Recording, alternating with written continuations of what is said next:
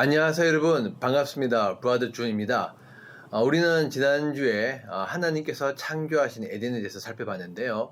오늘은 두 번째 시간으로 계속해서 하나님의 창조하신 인간에 대해서 한번 살펴보도록 하겠습니다. 자세한 내용은 페이지 67페이지에 있으니까 여러분들 책 한번 꼭 읽어보시길 바라고요. 하나님께서 왜 인간을 창조하셨을까? 물론 이제 모든 것들은 하나님께서 사랑을 위해서 하나님께서 창조하셨습니다. 그렇지만 그럼에도 불구하고 하나님께서 좀 더 구체적으로 말씀하신 구절들이 있는데요. 이사야서 43장 7절과 21절 보면 이렇게 나와 있습니다. 나의 이름을 부르는 나의 백성, 나에게 영광을 돌리려고 창조한 사람들, 내가 빚어 만든 사람들 모두 오게 하여라 하고 말하겠다. 이 백성은 나를 위하려고 내가 지은 백성이다. 그들이 나를 찬양할 것이다. 하나님께서 인간을 창조하신 목적이 나오는데요. 하나님께서 나에게 영광을 돌리려고 창조한 사람들, 이 백성은 나를 위하여 내가 지은 백성이라고 말씀하셨습니다. 우리가 보통 이제 인간을 왜 창조하셨을까라고 우리 생각할 때 많은 사람들이 의문을 갖는 것들이 있죠. 그렇지만 저는 이제 계속해서 말씀을 드리기를 우리가 하나님을 이해하는 방식에 있어서 우리 안에 하나님의 형상이 있기 때문에 우리가 우리 자신을 조금 이해하면 하나님을 이해하는 데 도움이 된다고 말씀을 드렸습니다. 그 중에 하나가 우리 자녀와의 관계인데요. 사실 우리는 결혼하고 난 다음에 자녀를 갖습니다. 근데 자녀를 가질 때 그 누구도 자녀에게 우리가 물어보고 허락을 받고 자녀를 낳은 사람은 아무도 없습니다. 저희 부모님도 저희 허락을 받고 저를 낳은 것은 아니었고요. 저에게도 두 아이가 있는데 저도 두 아이의 허락을 받고 아이를 낳은 것은 아니었습니다. 모든 것들은 부모님이 낳고 싶어서 저를 낳으셨죠. 사실 저도 낳고 싶어서 저를 아이를 낳았습니다. 저희 아이를 낳은 이유는 무엇이냐? 아이를 통해서 누리는 기쁨이 있기 때문이죠. 물론 그 기쁨을 누리기 위해서 우리는 지불해야 될 대가와 희생이 있습니다. 그럼에도 불구하고 우리는 그것을 원합니다. 이것이 바로 사랑의 번수라고 말씀을 드렸습니다. 하나님께서 말씀하기를 내가 나의 영광을 위해서 나에게 영광을 돌리려고 창조한 백성들, 나를 위하여 지은 백성들이라고 말씀하셨습니다. 하나님께서 우리에게 사실 물어보진 않으셨습니다. 그렇지만 하나님은 사랑으로 우리를 낳으셨죠. 마치 우리가 사랑으로 우리 자녀를 낳은 것처럼. 그래서 우리가 우리 자녀를 돌보는 것처럼 하나님도 우리를 돌보십니다. 하나님이 우리에게 원하시는 것은 하나님과 우리와의 사랑의 관계입니다. 우리가 자녀를 위해서 우리가 많은 것을 해주지만 궁극적으로 우리가 원하는 것은 그들과의 사랑의 관계죠. 그것처럼 하나님도 우리와 그런 관계를 원하시고 그 관계를 통해서 기쁨을 누리십니다. 이렇게 하나님은 인간을 자신을 위해서 창조하셨는데요. 이렇게 창조된 인간은 매우 특별한 존재로 창조되었습니다. 먼저 우리가 알아야 될 것은 뭐냐면 인간은 하나님의 형상을 따라서 모양대로 창조되었다는 것이죠. 자, 우리가 창세기 1장 26절 읽으면 이렇게 나옵니다. 하나님이 말씀하시기를 우리가 우리의 형상을 따라서 우리의 모양대로 사람을 만들자. 여기에 대해서 많은 신학자들이 나름대로 연구를 많이 하고 나름대로 어떤 해석을 했지만은 저도 책을 많이 봤는데 별로 제게 마음에 와 닿지 않았습니다. 그렇지만 저는 이제 이 형상과 모양이 과연 무엇이냐를 했을 때 저는 형상은 하나님의 속성이고 모양은 하나님의 존재 방식으로 생각합니다. 자세한 것은 제 책을 읽어보시면 뒤에 각 주에 제가 자세하게 설명해놨기 때문에 여러분들 꼭 한번 읽어보시기 바랍니다. 이렇게 해석을 하게 되면 많은 것들이 자연스러워지고 우리가 많은 부분들을 뒤에 이해하는 것이 매우 쉬워집니다. 우리가 성경을 이해함에 있어서 우리가 자꾸 우리의 방식으로 이해를 하게 되는데 저는 우리의 갖고 있는 안타까운 존 중에 하나가 무엇이냐면 우리는 우리의 성경을 해석할 때 현재 우리의 어떤 신앙생활이나 교회의 모습을 기준으로 해서 성경을 해석하게 된다는 거죠. 이것이 우리가 옳고 우리가 바르다는 어떤 그런 기준점을 현재 우리 교회를 세운다는 것입니다. 우리 교회가 기준이 되어져서 성경을 바라보기 때문에 현재 우리 모습과 다른 성경의 어떤 내용들이나 메시지들은 우리 잘 이해를 못하고 오히려 그것을 이상하게 해석하거나 잘못됐다고 우리가 오해하는 경우도 많이 있습니다. 그 중 하나가 우리의 형상, 우리의 모양으로 저는 생각을 합니다. 우리가 하나님께서 인간을 만드셨을 때 우리가 우리의 형상을 따라서 우리의 모양대로 만들자. 이 형상은 제가 좀 전에 말씀드렸듯이 우리가 갖고 있는 하나님의 속성이라고 말씀을 드렸습니다. 하나님께서 인간을 만드실 때 하나님은 우리에게 하나님의 속성을 넣어 주었습니다. 그래서 하나님이 갖고 계신 그 속성대로 우리도 하나님의 그 속성을 갖게 하신 것이죠. 가장 대표적인 것이 사랑의 속성입니다. 우리는 하나님의 사랑이듯이 우리는 사랑의 속성이 있죠.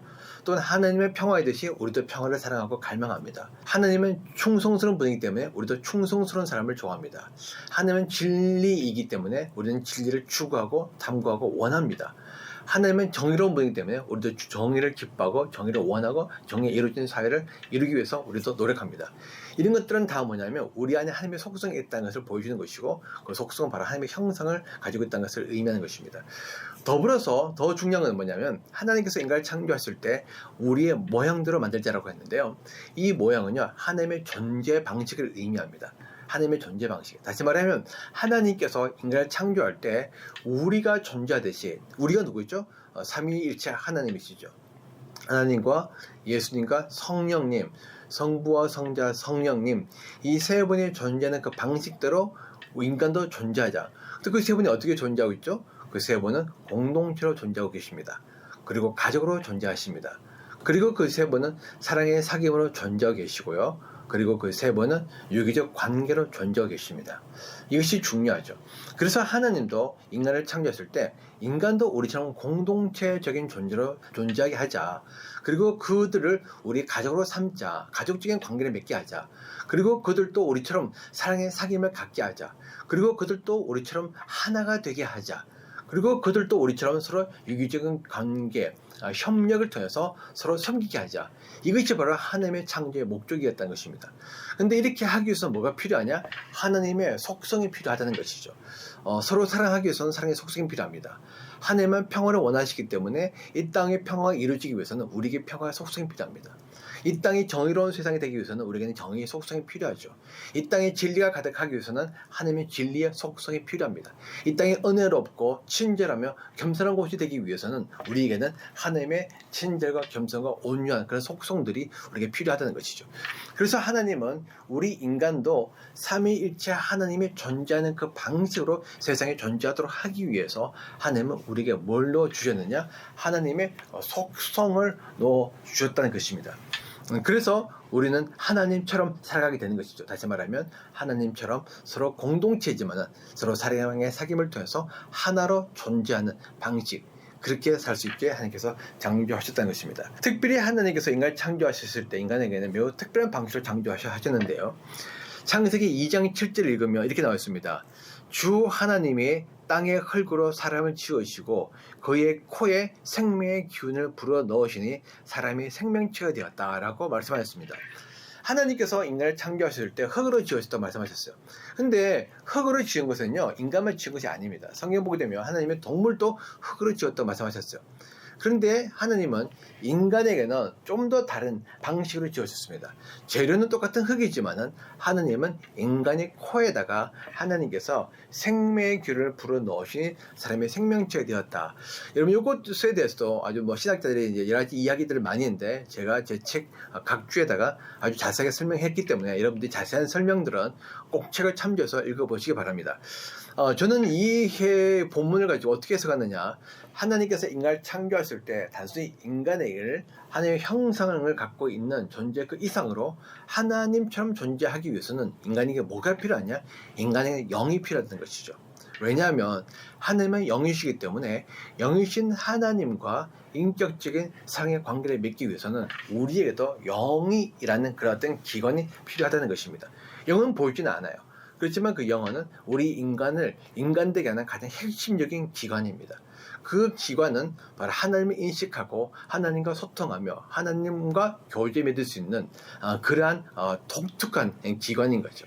그래서 하나님께서 우리 인간을 창조했을 때 코에다 생기를 기를 불어넣으셨는데 그때 인간에게 하나님의 속성뿐만 아니라 하나님처럼 인간에게도 영이라는 것을 불어넣어서 하나님과 교제를 맺을 수 있도록 하셨습니다. 그래서 그때부터 인간은요 영적인 존재가 되었습니다. 영을 가진 존재가 되었다는 것이죠. 더불어서 인간은 영만 가진 것이 아니라 하나님처럼 생각하고 하나님처럼 감정을 가지고 의지는 선택할 수 있는 어떤 특권을 의미하는데요. 선택할 수 있는 권한을 가진 존재로 창조했습니다. 다시 말하면 하나님은 인간이 서로 생각하고 감정 느끼고 의지적으로 선택할 수 있는 자유를 가진 존재로 창조했던 것이죠. 더불어서 하나님께서 그때 인간의 코에다 생기를 불어넣으심으로 말미암아 인간에게 성령을 들어오게 하셨습니다. 그래서 인간에게는 성령이 계셨죠. 다시 말하면 아담과 하와는 단순히 영을 가진 존재가 아니라 성령에서 임재하는 존재였다는 것입니다. 물론 여기에 대해서도 학자들마다 여러 가지 의견이 분분합니다. 자세한 내용은 제 책을 참고하시면 될 것 같습니다. 어쨌든 하나님께서 인간을 창조하시면서 하나님의 속성대로 하나님의 모양을 따라서 넣었습니다. 그래서 하나님처럼 존재하기 위해서 하나님의 모든 속성을 집어넣으셨죠. 하나님의 영을 우리에게 집어넣어서 인간도 영을 가지게 되었고 하나님처럼 인격을 가지긴 존재가 되었습니다. 그래서 생각하고 감정을 가지고 선택할 수 있는 존재가 되어졌고요. 더불어서 하나님의 여러 가지 아름다운 속성, 선한 속성들을 우리에게 불어넣어 주셨습니다. 그래서 인간이 창조되었는데 그 인간은 하나님의 형상을 닮은 존재였다는 것이죠. 여러분 우리가 자녀들을 바라보면서 우리가 그렇게 이야기할 때가 있습니다. 저 사람은 야 쟤는 진짜 붕어빵이다 붕어빵. 이 말은 뭐냐면 그냥 아버지를 꼭 빼닮았다는 것이죠. 하나님께서 인간을 보셨을 때 아마 그렇게 말씀하셨을 겁니다. 저는 정말 붕어빵이다. 물론 하나님은 영이시고 인간 육체가 있기 때문에 육체가 있는 인간은 모습으로는 사실 외형적인 모습으로는 하나님을 전혀 닮을 수가 없습니다. 전혀 다른 차원이죠. 하나님은 영이시고 인간 육체를 갖고 있기 때문에. 그렇지만은 인간 안에 있는 많은 속성들, 모습들, 특징들 이런 것들은 하나님의 모습을 그대로 뼈 닮았다는 것이죠. 그래서 하나님께서 인간을 보시면서 정말 너는 나를 그대로 뼈 닮은 나의 자녀야, 나의 아들이야, 나의 딸이야 하나님께서 말씀하시면서 기뻐하셨다는 것입니다. 두 번째 중요한 것은요, 하나님께서 인간을 창조하셨을 때 하나님은 인간을 공동체적 존재로 창조하셨다는 것입니다. 자, 창세기 1장 28절 말씀에 하나님이 당신의 형상대로 사람을 창조하셨으니 곧 하나님의 형상대로 사람을 창조하셨다. 하나님이 그들을 남자와 여자로 창조하셨다. 자, 하나님께서 자신의 형상대로 사람을 창조하셨는데 형상은 뭐라고 말씀드렸죠? 하나님의 속성이라고 말씀을 드렸습니다. 하나님의 속성 중에는 어떤 속성이 있죠? 공동체의 속성이 있으세요. 하나님은 처음부터 공동체로 존재하셨습니다. 그래서 하나님은 인간도 하나님의 형상대로 창조하셨는데 어떻게 지으셨다? 하나님이 인간을 남자와 여자, 단수가 아니고 복수, 혼자가 아니고 둘, 홀로가 아니고 공동체로 하나님께서 인간을 창조하셨다는 것입니다. 하나님의 뜻은 분명합니다. 하나님은 인간을 공동체로 존재로 창조하셨습니다. 이 말은 뭐냐면 인간은요 공동체적 존재로 살아가야 한다는 것이죠. 많은 사람들이 인간을 사회적 존재라고 이야기합니다. 물론 맞습니다. 당연하죠. 그럼 어떻게 인간이 사회적 존재냐? 그건 하나님께서 인간을 사회적 존재로 창조하셨기 때문에. 다시 말하면 인간은 사회 안에서 공동체 안에서 더불어 함께 살아도 창조되었다는 것입니다. 그래서 우리는 절대 홀로 살 수 없습니다. 신앙생활도 마찬가지입니다. 절대 홀로 신앙생활 하지는 안 됩니다. 하나님의 뜻은 인간이 공동체를 모여서 공동체와 더불어 함께 신앙생활을 해 나가는 것이 바로 하나님의 뜻이라는 것입니다. 이것이 바로 창조의 계획이죠. 자, 그런데 좀 더 흥미로운 것은요. 하나님께서 인간을 창조하셨을 때 하나님이 존재하시던 그 방식으로 인간도 존재하게 하셨다는 것입니다. 창세기 2장 21절 23절 이 말씀을 읽으면 주 하나님이 그 남자를 깊이 잠들게 하셨다. 그가 잠든 사이에 주 하나님이 그 남자의 갈빗대 하나를 뽑고 그 자리를 살로 메우셨다. 주 하나님이 남자에게서 뽑아낸 갈빗대로 여자를 만드시고 여자를 남자에게로 데리고 오셨다. 그때 그 남자가 말하였다. 이제야 나타났구나. 이 사람 뼈도 나의 뼈, 살도 나의 살, 남자에게서 나왔으니 여자라 부를 것이다. 자, 하나님께서 흙에서 남자를 만드시고요. 남자의 갈빗대에서 여자를 나오게 하였습니다. 자, 처음에 하나님과 예수님과 성령이 존재했을 때 어떻게 존재했다고 말씀드렸죠? 처음에 하나님이 계셨습니다. 그리고 그 하나님으로부터 예수님이 나셨습니다. 하나님과 똑같은 하나님이 나오신 것이죠. 그리고 그 하나님으로부터 또 다른 하나님이 나오시는데 그 세 번째 하나님은 성령님. 다시 말하면 하나님이 계셨고 하나님보다 나오신 두 번째 하나님이 예수님이고 또 다른 하나님이 똑같은 하나님이 나오시는데 그 하나님이 바로 성령님이시다. 세 분은 순서가 있으시지만 그러나 시간적인 차이는 없으시고 그리고 세 분은 다 하나님이시로 다 모두가 다 동등한 인격을 가지신 모두 하나님이시다. 한 본체로 계시고 한 본질로 계시고 마음도 하나이시다라고 말씀을 드렸습니다. 자, 그것처럼 하나님께서 여자를 만드실 때도 하나님께서 또 다른 흙으로 만드시지 않으시고 남자에게서부터 여자를 만드셨어요. 마치 하나님에게서부터 또 다른 하나님 예수님이 나오신 것처럼 남자에게서부터 또 다른 여자를 나오게 하셨다는 것이죠. 네, 그것도 발에 있는 뼈나 머리에 있는 뼈가 아니라 중간에 있는 가슴에 있는 이게 허리 갈비뼈를 뽑아서 그냥 똑같은 존재를 만드셨다는 것입니다. 그렇기 때문에 하나님과 예수님과 성령님이 서로 구별되시는 독립적인 인격체이듯이 인간도 남자와 여자는 분명히 구별되는 인격체입니다. 그렇지만 하나님과 예수님과 성령님이 똑같은 하나님이듯이 남자와 여자도 똑같은 인간으로서 동일한 인격체, 여기는 높낮이가 없다는 거예요. 평등한 존재라는 것입니다. 하나님과 예수님과 성령님이 똑같이 세 분 다 하나님으로 높임을 받으시고 전능하신 분이시고 그리고 평등하듯이 인간도 평등한 존재. 그러니까 하나님께서 처음에 창조하셨던 그 에덴 동산을 창조하셨던 그 공동체는 평등한 공동체, 지위의 높낮이가 없는 평등한 공동체였다는 것입니다.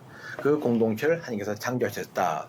자, 그런데 하나님께서 인간을 창조하시고 난 다음에 또 중요한 메시지를 주십니다. 그것이 바로 세 번째입니다. 하나됨을 위해서 인간은 창조되었습니다. 자, 창세기 2장 24절 말씀을 읽으면 남자는 아버지와 어머니를 떠나 아내와 결합하여 한 몸을 이루는 것이다. 자, 참 재밌는 거는요. 하나님께서 남자와 여자를 창조하시고 난 다음에 둘이 결혼해서 그리고 한 몸을 이루는 것이다 라고 했습니다. 여기서 한 몸을 해서 어떤 성적인 결합을 의미하기도 하지만 그러나 더 나아가서 여기서 한 몸이라는 건 뭐냐면 마치 한 몸처럼 살아간다는 것을 의미하는 것입니다. 두 존재가 있지만은 그러나 두 존재임에도 불구하고 한 존재처럼 살아간다는 것이죠. 그러니까 우리가 수레바퀴를 보게 되면 오른쪽 바퀴와 왼쪽 바퀴 있습니다. 오른쪽 바퀴와 왼쪽 바퀴는 분명히 다 다릅니다. 그렇지만 그 두 바퀴는 한 방향에서 함께 나아가게 되는 것처럼 이 인간도 남자와 여자가 결혼해서 마치 두 사람이지만 마치 한 사람처럼 살아가라. 그럼 이게 어떻게 가능하냐? 바로 그거는 사랑의 사귐을 통해서 마음이 하나가 될 때 가능하다는 것입니다. 자, 처음에 말씀드렸지 하나님께서 인간을 창조하셨을 때 하나님은 인간을 자신의 모양을 뭐라고 말씀드렸죠? 하나님이 존재하시는 방식입니다. 그 존재 방식은 어떤 것이죠? 하나님은 공동체지만은 한 분으로 존재하십니다. 그 한 분은 본질적으로도 하나고 본체도 하나이지만 마음이 하나다. 그래서 세 분이지만 완전히 한 분처럼 존재하시는데 그 마음이 하나 되면 사랑의 사귐을 통해서 하나가 된다 했습니다. 하나님이 인간을 창조하셨을 때도 인간을 공동체로 창조하셨습니다. 그렇지만 공동체로 존재하는 것만이 중요한 것이 아닙니다. 이제 공동체로 존재한 너희는 사랑의 사귐을 통해서 마음이 하나가 되어져서 공동체이지만은 그러나 마치 한 몸처럼 살아가야 돼 라고 하나님께서 말씀하신 거예요. 그렇기 때문에 이 하나됨, 연합이라고 부르는 이것은요 하나님의 창조의 목적이자 창조의 원리이며 하나님의 뜻입니다. 이것이 하나님께서 우리에게 원하시는 모습이라는 것이죠. 자, 그래서 하나님께서 인간을 창조하실 때 인간을 남자와 여자를 창조하시고 그리고 난 다음에 한 몸이 되도록 하였습니다. 그러니까 하나님께서 공동체를 창조하실 목적 중 하나는 무엇이냐? 바로 하나됨을 위해서죠. 어떻게 하나님이 되죠? 그것은 바로 우리가 사랑의 사귐을 통해서 하나가 될 수 있다. 따라서 에덴에서 창조됐던 그 공동체는 성부와 성자와 성령의 지극히 사랑의 사귐을 통해서 끊임없이 사랑의 사귐을 통해서 그분들이 완전히 마음이 하나가 되었듯이 인간도 끊임없는 사랑의 사귐을 통해서 마음이 하나가 되어야 한다. 이것이 바로 하나님의 뜻입니다. 자, 더불어서 하나님께서 결혼을 말씀하신다. 이 결혼은요 분명히 여기서 말씀하기를 남자와 여자의 결합입니다. 남자와 남자의 결합이 아니고 여자와 여자의 결합이 아닙니다. 그냥 남자와 여자의 결합입니다.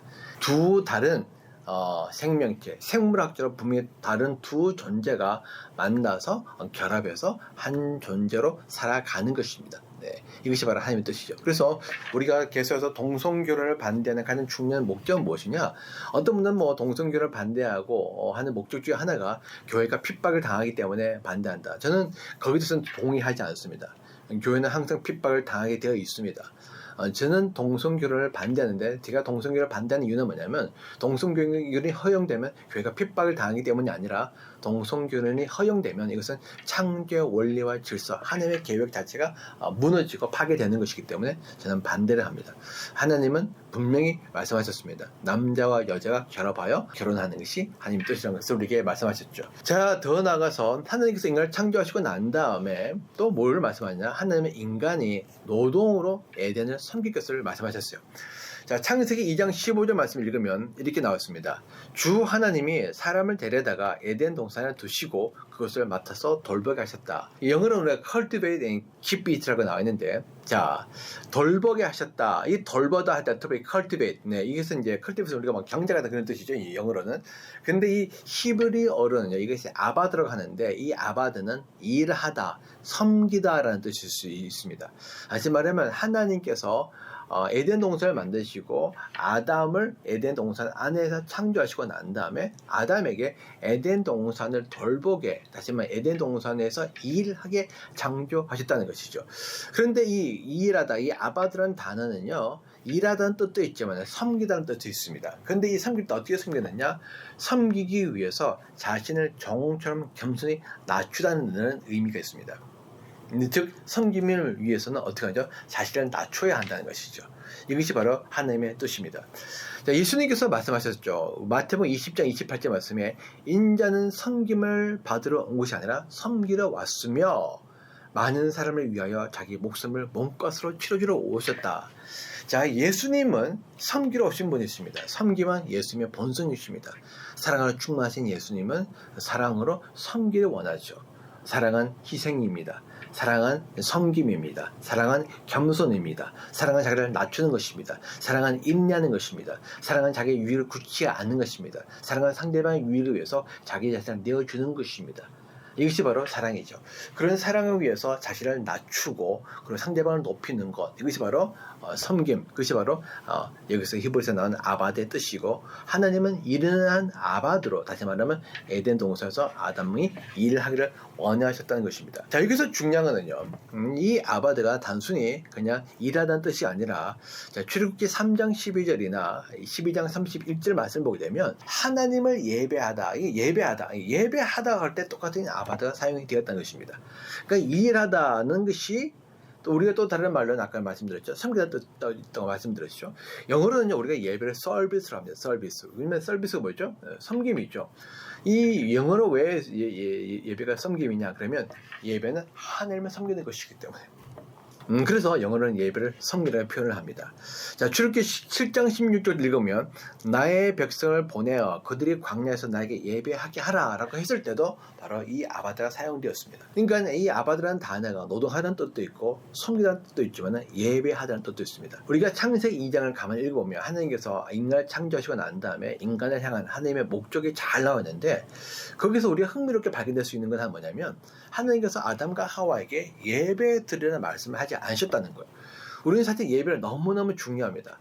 많은 사람들이 교회 가는 가장 중요한 목적 중 하나가 예배를 드려간다고 생각하고 있죠. 그만큼 우리는 예배를 중요하게 여깁니다. 어떤 분들은 예배에 목숨을 걸고 말을 하는 이야기도 우리 많이 듣고 합니다. 그렇지만 실제 우리가 창세기 2장을 읽으면 하나님께서 인간을 만드시고 난 다음에 예배하라는 이야기를 말씀을 하지 않으셨다는 것이죠. 그러면 아담과 하와는 예배를 드리지 않았느냐? 전혀 그렇지가 않다는 것입니다. 예배는 예배인데 우리의 생각은 이런 정량화된 예배, 의자에 앉아서 그냥 가만히 찬양 드리고 그냥 설교 듣고 하는 그런 정량화된 예배, 의식화된 예배, 제도화된 예배가 아니란 것입니다. 하나님이 원하시는 예배는 어떤 예배냐? 바로 우리의 몸을 삶으로 드리는 예배죠. 바울이 로마서 12장 1절 2절에서 말씀을 드렸던 것처럼 바로 우리의 몸을 거룩한 산 제물로 드리는 예배, 우리의 몸을 살아있는, 원래 제물은요, 제물을 죽여서 그 죽은 제물을 드리는데 바울은 살아있는 living sacrifice, 우리의 몸을 살아있는, 우리의 몸을 죽이는 것이 아니라 살아있는 우리의 몸을 제물로 드리는, 이것이 영적 예배라고 했습니다. 우리가 드릴 예배는 무엇이냐? 영적인 예배라는 것이죠. 근데 이 영적인 예배는 무엇이냐? 우리의 삶, 살아있는 우리의 몸을 드리는 것. 다시 말하면 우리의 삶을 드리는 예배라는 것입니다. 곧 삶이 예배라는 것이죠. 이것이 바로 에덴에서 드려졌던 예배라는 것입니다. 에덴에서 드리는 예배는 다시 말씀드리지만 우리가 지금 드리는 이런 예배는 아니었습니다. 이것은 하나님께서 원하시는 예배 방식이 아닙니다. 하나님이 원하시는 예배 방식은 에덴에 나와 있는데 그 예배 방식은 어떤 방식이냐? 바로 우리가 삶으로서 공동체가 모여서 서로 사랑의 삶을 갖는 예배. 하나님이 기뻐하시는 그 기쁨은 무엇이냐? 하나님이 만드시는 그 에덴 동산을 나의 자녀된 인간에게 맡길 텐데 너희가 노동으로 이 에덴 동산을 잘 가꾸어라. 컬티베, 너가 경작도 하고 키페, 이걸 보존해요. 어떤 사람들은 경작, 개발하는 것에 중점을 두는 사람들이 있고, 어떤 사람들은 보존하는 것에 중점을 두는 사람들이 있습니다. 성경 둘 다 이야기하고 있습니다. 우리는 개발도 해야 되고 보존도 해야 됩니다. 그래서 우리는 균형을 잘 잡아야 되죠. 자, 그런데 우리가 이 에덴 동산을, 하나님께서 주신 이 동산을 우리가 잘 가꾸어서 노동으로 겸손하게 섬겨서 이전보다 더 예쁜 새로운 곳으로 만들기를 원하셨다는 것입니다. 그것이 하나님께는 기쁨이란 것이죠. 마치 어떤 부자의 아버지가 있는데, 그 부자의 아버지가 자기가 열심히 만든, 그 열심히 세우는 큰 기업체를 자기 아들에게 물려줍니다. 자기 딸에게 물려줍니다. 그리고 자녀들이 자기가 물려준 이 재산을, 이 기업을 개발하고 발전시키고 성장시켜서 이전보다 더 훌륭한 기업, 더 큰 기업, 더 많은 사람에게 유익을 끼치는 기업으로 발전되는 것을 보기를 원하죠. 그때 아버지는 자녀들을 보면서 기쁨을 느낍니다. 만족감을 느낍니다. 아, 내가 이 자녀들에게 정말 나의 기업을, 유산을 물려주길 잘했구나. 하나님도 마찬가지였습니다. 하나님은 자기 자녀된 인간에게, 하나님은 이 에덴 동산, 이 세상을 다 우리에게 유업으로 물려주었습니다. 에덴 동산에서 창조됐던 그 모든 것들은 바로 하나님의 자녀된 아담과 하와를 위해서 하나님께서 준비해 놓으신 것들이었죠. 그래서 에덴에서 아담과 하와는 이것들을 가지고 자기들이 개발하는 것입니다. 뭐 이렇게 정원을 만들 수도 있고 꽃밭을 만들 수도 있고, 저도 얼마 전에 아름다운 정원을 갔다 왔는데, 저는 정원을 참 좋아하거든요. 정원을 볼 때마다 정말 너무 예쁘다 하는 생각을 많이 하게 됩니다. 어떻게 이렇게 예쁜 정원을 꾸몄을까? 저는 또 전공이 건축이다 보니까 또 예쁜 건축물을 보면 항상 관심이 갑니다. 어떻게 저렇게 디자인을 잘했을까? 얼마 전에 그런 건축을 보면서 참 신기하다는 생각을 하게 됐는데요. 하나님께서 만들어주신 에덴 동산 완벽하지만, 그럼에도 불구하고 하나님은 인간에게 창조성을 집어넣어 주셨습니다. 그래서 인간이 스스로 개발할 수 있기도 하셨죠. 그렇지만 또 보존도 해야 되는 겁니다. 그래서 하나님께서 만들어 놓으신 그 에덴을 인간이 더 아름답게, 새롭게 하나님이 보시기 기뻐하는 것으로 만들어지기를 원하셨다는 것이죠. 그것이 바로 하나님께서 원하시는 예배였습니다. 그래서 인간은 그러한 예배로 하나님을 섬겨야 된다. 그러니까 원래 하나님의 의도는, 지난주에도 말씀을 드렸듯이, 원래 하나님의 의도는 에덴은 주 7일이 안식일이었습니다. 모든 날이 안식이 됐다는 것이죠. 그 안식일이 어떤 날이죠? 하나님의 만드신 창조를 기뻐하고 즐거워하는 날입니다. 자, 그렇지만 더불어서 하나님이 만드신 그 창조를 우리가 보존하고 개발해야 될 책임도 있다는 것입니다. 그것을 주 7일간 계속 해나가는 것입니다. 근데 그 해나갈 때 어떻게 해나가느냐? 서로 사랑의 사귐을 통해서 마음을 모아가지고 서로 협력해서 에덴을 개발해 나가는 겁니다. 에덴을 새로운 곳으로 꾸며 나가는 것이죠. 그런 모습들을 보면서 하나님께서 기뻐하시고 즐거워했던 것입니다. 그리고 그렇게 서로 기뻐하고 즐거워하는 모습들이 하나님께도 기쁨이자면 본인들에도 기쁨이죠. 새로운 동산을 만들고 날마다 창조를 통해서 새로운 걸 경험하게 될 때 인간에게는 기쁨이 있습니다. 그 기쁨을 통해서 인간의 입술에는 찬양이 흘러나오죠. 하나님께서 너무나 많은 과일들과 음식물을 이렇게 식물도 만들어 놓으셨는데, 아마 제 생각에는 아담과 하와는 날마다 새로운 샐러드를 만들었을 것 같아요. 과일이 넘쳐나고 채소가 넘쳐나지니까 그러니까 과일즙을 짜고 과일을 모으고 채소를 모으면 샐러드가 되는 것이죠. 근데 재료가 너무 많으니까요, 날마다 새로운 샐러드가 나오는 겁니다. 근데 그것이 얼마나 맛있는지, 얼마나 새로운지, 그죠? 그러니까 얼마나 또 신기하겠어요. 그러니까 날마다 생각을 하는 거죠. 오늘 어떤 샐러드 만들어 먹을까? 어떻게 조합을 하면 더 맛있을까? 이런 것들을 만들어 먹는 그들을 보면서 하나님도 기뻐하셨지만은, 그것들을 만들어 먹는 그들도 기쁨이 있고, 그 기쁨을 하나님께 감사로 찬양을 드리는 것입니다. 그것이 바로 감사의 찬양이죠. 이렇게 아름다운 동산을 만들어주신 하나님 감사합니다. 또 이렇게 많은 재료를 주신 주님께 감사합니다. 그래서 주님께 찬양 드리는 것입니다. 아까 이사야서 43장 7절 21절에 하나님께서 인간을 창조하신 목적을 이루셨죠. 내가 내 영광을 위해서 하나님께서 인간을 창조하셨고, 나를 위하여 창조하신 그 인간이 하나님께서 부르셔서 나에게 찬양하게 할 것이다. 바로 그것이죠. 하나님은 인간이 자기에게 찬양하기를 원하십니다. 그렇지만 하나님은 그 찬양을 듣기 위해서 인간에게 너무나 많은 은혜와 사랑과 긍휼과 축복을 베풀어 주신 거예요. 그래서 에덴 동산에서 주 7일 동안 인간은 안식을 누리는 겁니다. 그 누림을 통해서 하나님이 완전하게 만들어 주신 그 세상을 기뻐하며 그 하나님을 찬양하는 것입니다. 그때 주 하나님 지으신 모든 세계 내 마음속에 그리워 볼 때, 그러면서 저 하늘의 별, 울려 퍼지는 뇌성, 이 모든 것들이 하나님의 아름다운 창조, 선물, 은혜, 사랑.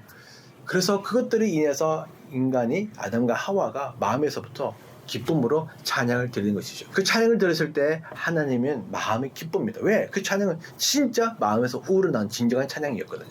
엎드려 절박해서 그냥 뭐 다들 부르니까 따라 부르는 것이 아니라 억지로 의자에 와서 앉아서 그냥 마지못해서 드리는 찬양이 아니라 정말 하나님의 베푸시는 은혜와 사랑과 능력과 솜씨를 경험하고 누림으로 말미암아 마음에서도 우러나오는 진정한 찬양이었던 것이죠.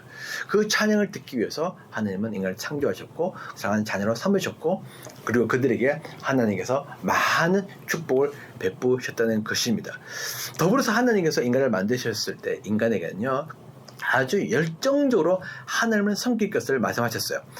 자, 창세기 1장 26절 말씀에 우리가 우리의 형상을 따서 우리의 모양도 사람을 만들자 쭉 나오면서 그가 바다의 고기와 공중의 새와 땅 위에 사는 온갖 들짐승과 땅 위를 기어다니는 모든 길짐승들을 다스리게 하자. 28절 말씀에 하나님이 그들에게 복을 베푸셨다. 하나님이 그들에게 말씀하시기를 생육하고 번성하여 땅에 충만하라. 땅을 정복하여라. 바다의 고기와 공중의 새와 땅 위에서 살아 움직이는 모든 생물을 다스려라 라고 말씀하셨습니다. 자, 하나님의 말씀이 무엇이죠? 하나님의 말씀은요, 너희가 이 모든 생명체를 다스리고 땅을 정복해야 된다. 이것이 복이랍니다. 하나님의 복을 베푸셨는데 그 복이 무엇이냐? 충만하고 정복하고 다스리는 것이 우리에게 복이라는 것이죠. 아까도 말씀드렸듯이 이 정복이라는 말은 우리가 옛날에 사람들이 오해를 해서 인간의 탐욕을 충족시키기 위한 도구로 이 말씀을 왜곡시켰습니다. 그렇지만 정복이라는, 물론 이 정복이라는 말은 이제 실제 이 히브리를 보게 되면 전쟁에서 쓰는 아주 강렬한 용어입니다. 그렇지만 아까도 말씀드렸듯이 이 아바드라는, 일하다는 단어는요, 바로 섬기기 위해서 자기를 낮춰야 되는 거예요. 예수님이 우리를 위해서 낮추듯이 우리도 세상을 위해서 자신을 낮춰야 하는 것입니다. 그러니까 겸손한 섬김이라는 것이죠. 그는 그 겸손한 섬김을 하되 겸손을 하다고 해서 그냥 뒤로 물러나서 가만히 있는 것이 아니라 열정적으로 적극적으로, 여러분 전쟁은요 열정적으로 적극적으로 하지 정적 소극적으로 하는 사람이 있습니까? 죽고 사기의 문제인데 전쟁터에 나가면요 그냥 무조건 앞으로 전진하고 그리고 계속 싸우고 이겨야 하는 것입니다. 그만큼 하나님께서 우리에게 원하시는 삶은 뭐냐면 적극적으로 열심으로 충성스럽게 힘차게 살라는 것이죠. 그것이 바로 하나님께서 인간에게 주신 생명의 특징이기도 합니다. 이 조의 생명은 그 생명은요 역동적이고 다이내믹하고 아주 활동적인 그러한 생명이라는 것이죠. 하나님은 그런 생명으로 존재하고 계시고 예수님도 그런 생명으로 존재하고 계시고 그렇기 때문에 예수님이 이 땅에 내려오셔서 정말 3년간의 삶이었지만은 정말 뜨겁게 열정적으로 헌신적으로 그리고 사람들 사랑하고 섬겼던 삶을 사셨습니다. 성령님도 마찬가지였죠. 그래서 사도행전에 나오는 우리 성도들의 모습, 사도들의 모습을 보냐면 정말 열정적으로 헌신적으로 뜨겁게 섬기며 복음을 전하며 교회를 세우며 살지 않으셨습니까? 하나님은 우리가 그런 삶을 살기를 원하신다는 것이죠. 더 나아가서 하나님께서 우리에게 주신 축복이 무엇이냐? 다섯 번째 중요한 것은 우리가 자유와 기쁨입니다. 창세기 2장 19절과 20절 말씀을 읽으면 이렇게 나와 있습니다. 주 하나님이 들의 모든 짐승과 공중의 모든 새를 흙으로 빚어서 만드시고 그 사람에게로 이끌고 오셔서 그 사람이 그것들을 무엇이라고 하는지를 보셨다. 그 사람의 살아있는 동물 하나하나를 이루는 것이 동물들의 이름이 되었다. 그 사람의 모든 집 짐승과 공중의 새와 들의 모든 짐승의 이름을 붙여주었다. 자, 하나님께서 인간을 창조하시고 난 다음에 하나님은 인간에게 뭘 주었죠? 네, 노동의 예배, 삶의 예배, 노동으로 섬기는 그 삶, 그 삶으로 드리는 예배를 하나님께서 말씀하셨는데 그 예배를 드릴 때 하나님은 인간에게 자유와 창조의 능력과 특권을 허락하셨다는 것입니다. 이것을 잘 보이는 게 뭐냐면 인간이 동물의 이름을 짓는 것이에요. 하나님께서 모든 동물을 다 만드셨지만은 동식물 다 만드셨지만은 그러나 이름을 짓지도 않으셨어요. 그러고 난 다음에 하나님이 이름을 지는 것은 누구에게 맡기셨죠? 아담에게 맡기셨습니다. 그래서 아담은요, 이 동물들의 이름을 짓기 위해서 수없이 많은 생각을 해야 됐어요. 여러분, 하나님께서 만드신 동식물이 얼마나 많습니까? 그렇죠? 수를 헤아릴 수 없죠. 저도 얼마 전에 어느 호숫가를 다녀왔는데 호숫가에서 자라는 꽃들을 앞에 사진을 보게 붙여놨더라고요. 그런데 그 호숫가에서 자라는 꽃들만 수십 종류가 있는 거예요. 그러니 그 에덴 동산에는 얼마나 많은 꽃들과 나무들, 식물들, 동식물들이 있었겠습니까? 그 많은 것들을 아담이 하나하나 서로 구별되게 특징을 지어가면서 이름을 지어야 되는데, 그러려면요 생각해야 되는 거죠. 생각도 여러분 노동입니다. 왜냐하면 노동은요 육체적 노동뿐만 아니라 노동의 의미는 활동이거든요. 그러니까 우리 육체적인 노동도 있지만은 정신적 노동도 있는 거죠. 생각은 정신적 노동입니다. 정신적 활동을 한 것이죠. 그래서 아담은 생각을 곰곰이 하는 것입니다. 하나님의 말씀을 따라서 에덴을 섬기기 위해서 이제 이름을 다 지는 거죠. 그런데 그 이름을 지을 때 하나님께서 가만히 지켜보셨습니다. 에덴에게 아담에게 뭐라고 말씀하는 것이 아니라 하나님은 아담이 뭐라고 짓는지 가만히 지켜보셨다는 것이죠. 그리고 아담이 짓는 그 이름을 하나님께서 허락해 주었습니다. 다시 말하면 아담에게는 자유가 있었다는 것이죠. 창조에 동참할 수 있는 특권도 있었다는 것입니다. 이것이 바로 예배입니다. 하나님이 원하시는 예배는요, 인간이 자유롭게 하나님을 섬기는 것입니다.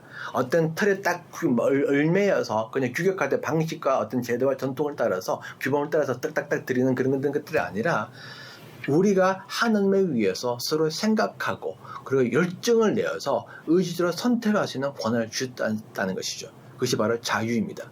그래서 하나님은 우리 인간의 자유로운 존재가 되기를 원하십니다. 우리가 고린도후서 3장 17절 읽으면 이렇게 나와 있죠. 주님의 영이십니다. 주님의 영이 계신 곳에 자유가 있습니다. 이 주님의 영은 뭐죠? 바로 성령님이십니다. 성령님이 계신 곳에는 자유가 있다는 것이 말은 뭐냐면 성령님 우리에게 자유를 주신다는 것이죠. 그 자유는 물론 죄로부터 자유도 있지만 우리가 하나님과 관계에서 자유를 누리며 율법에서부터 자유를 누리며 많은 묶임에서도 우리의 자유를 누리는 그 삶을 말씀하십니다. 성령님은 우리에게 자유를 주기를 원하십니다. 우리가 서로 생각하고 그리고 창조성을 가지고 하나님의 창조에 동참할 수 있는 권한을 허락하셨습니다. 그래서 하나님은 에덴 동산에서 아담과 하와가 정말 이렇게 자유롭게 서로 사랑하고 또 창조하고 개발하고 보존하고 섬기는 일을 하기를 원하셨습니다. 그것이 바로 하나님께서 주신 하나님의 그 에덴 공동체의 특징이었다는 것이죠. 자, 더 나가서 이제 마지막으로 하나님께서 아담과 하와에게 주신 또 놀라운 또 특권이자 또 이게 그들에게 주어진 책임이 있는데요. 그래서 바로 뭐냐면 충만입니다.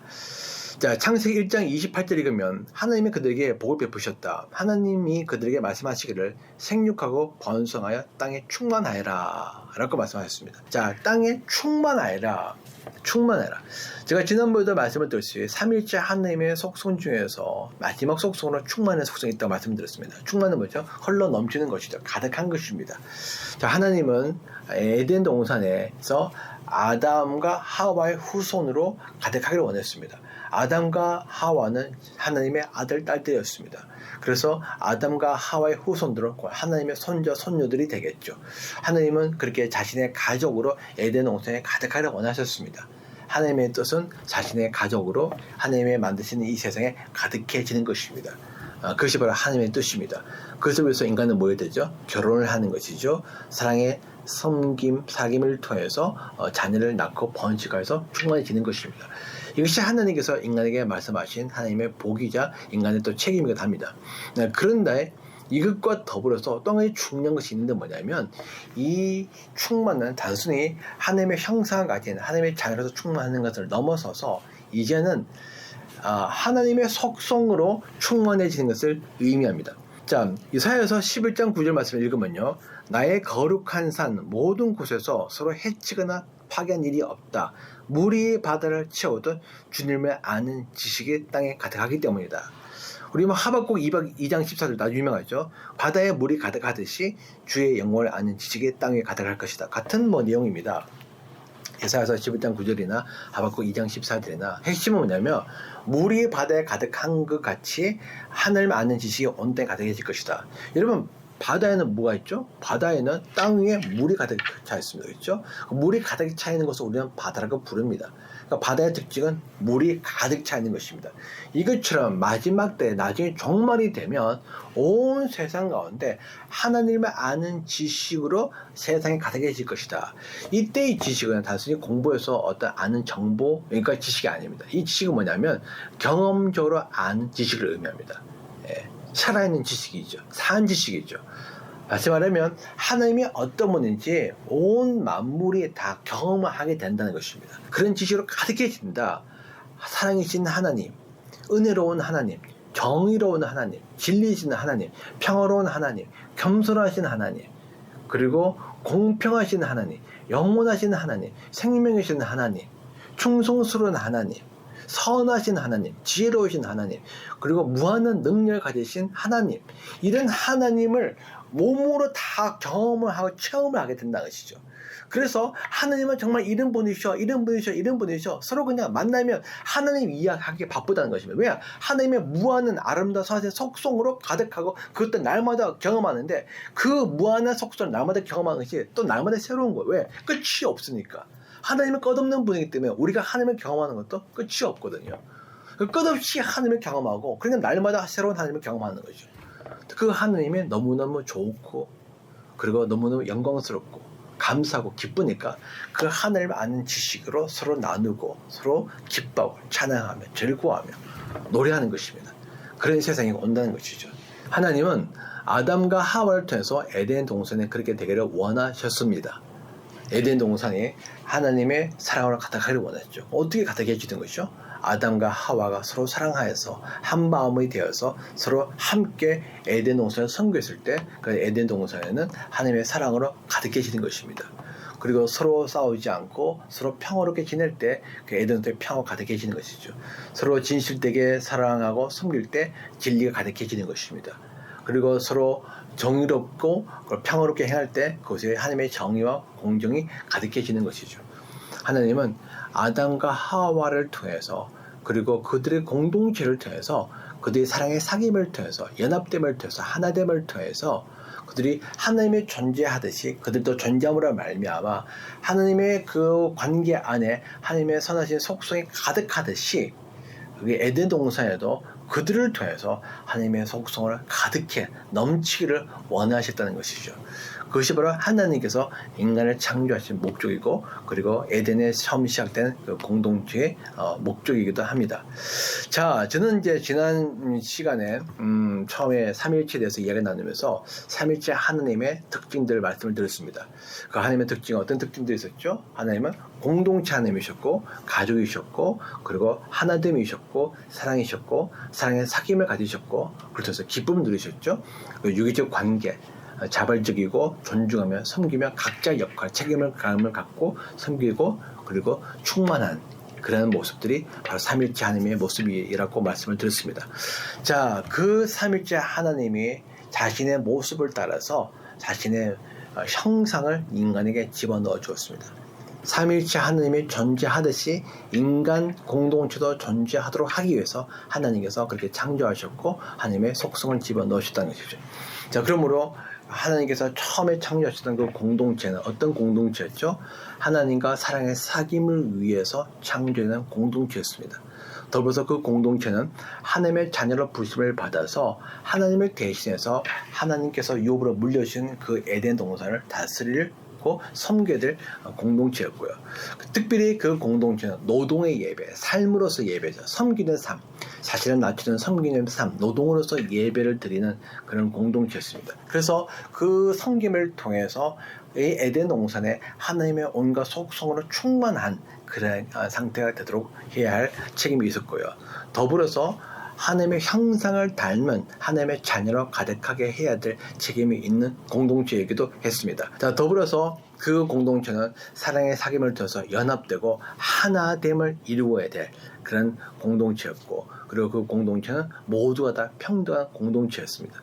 더불어서 그 공동체는요, 자유와 창조가 있었고 섬김과 기쁨을 가득했던 공동체죠. 그래서 자발적인 찬양과 자발적인 감사가 흘러넘쳤던 공동체가 됐습니다. 무엇보다 그 공동체는요, 그 공동체를 보시면서 기뻐했던 하나님의 임재가 가득하였던, 사랑하는 자녀들 속에 함께하고 싶었던 아버지의 마음이 그 공동체에 임함으로 말미암아 하나님께서 그들과 함께 하셨던 그런 공동체였습니다. 여러분, 그런데 그 공동체가 어떤 공동체도 말씀드렸죠? 바로 교회였어요.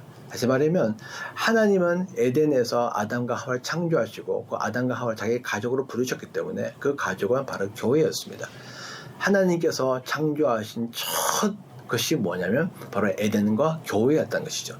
그래서 창세기 2장을 우리가 잘 살펴보면 하나님께서 원래 의도하셨던 그 교회, 그 공동체의 원래 모습이 무엇인지 우리가 잘 알고 있습니다. 다시 말하면 우리가 정말 회복해야 될 교회의 모습은 과연 어떤 모습인가? 정말 하나님께서 원래 의도하셨던 교회의 모습은 과연 어떤 모습인가? 우리가 돌아가야 될 교회의 모습은 과연 어떤 모습인가? 지금 성령님께서 우리 교회 안에서 행하고자 하는 것이 과연 무엇인가? 예수님께서 우리 외에 오셔서 죽으신 목적이 과연 무엇인가? 이 모든 것을 알려면은 사실은 우리가 이 창세기 2장을 통해서 하나님께서 의도하셨던 에덴 공동체, 에덴 교회를 우리가 알아야 한다는 것입니다. 그 교회는 바로 하나님의 원래 의도, 원래 계획, 하나님의 기쁨이었던 그런 하나님의 뜻이 온전히 이루어졌던 교회였거든요. 그 교회가 바로 에덴에서 시작이 되어졌습니다. 자, 그렇다면 이제 그 교회가 앞으로 어떻게 될 것인지 우리가 계속해서 함께 한번 보도록 하겠습니다. 여러분 계속해서 또 기도해 주시고 또 기대해 주시고요. 여러분들이 책을 읽으신다면 여러분들이 하나의 스토리로서 책을 쭉 읽어가면서 전체 그림을 그릴 뿐 아니라 하나의 이야기를 여러분들 쭉 더 잘 이해할 수 있게 될 겁니다. 자, 그렇다면 다음 주에 여러분들 함께 또 뵙도록 하겠고요. 계속해서 여러분들 창세기 2장을 통해서 정말 하나님께서 의도하셨던 그 교회, 그 공동체의 원래 모습은 무엇인지 어떤 것인지 여러분 이번 한 주간도 깊이 묵상하고 그리고 그 하나님께 감사하는 시간을 가졌으면 좋겠습니다.